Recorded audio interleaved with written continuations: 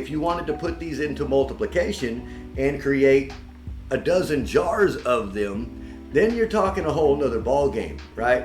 If you're looking for those holy grail plants, I mean, this is a red homolamina. I don't know if you guys have ever priced the homolaminas, but they're not inexpensive. And I've got 5 of them right here. If I just wanted to turn around and sell them, well, I might make $30, $35 a plant. That's not fantastic, but I would much rather turn it into 5 or 10 or 12 jars full of them that each one has 15 to 20 plants in that jar. So that's what we are working towards today. And what that would look like is, well, here's some red emeralds right now. Well, hell, I'm losing my parafilm. Here's some red emeralds right now with about 10 growing in this jar. So that's kind of what we're looking at doing right tonight.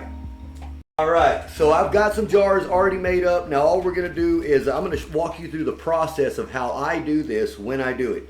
The very first thing we're gonna do, well actually, yeah, the very first thing we're gonna do, I'm gonna pull out a beaker. And I generally use one of this size. This is a 500 milliliter beaker. I give it a good generous spray with alcohol just to kill off anything that might be sitting on the outside of it. Then I use a product called Physan. Physan is a viricide, bactericide, fungicide, and biocide basically. It's a sanitizer. I put 10 milliliters per gallon into a jug of water, just like this, of distilled water. And what I'll do now is fill up this beaker, probably about 2/3 of the way. And this is going to create a little sterilizing bath that I will use. I'm going to put that inside the still air box. Just a moment. That's step 1.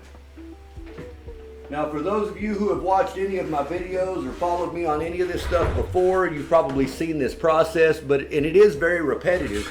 However, it is something that you need to learn.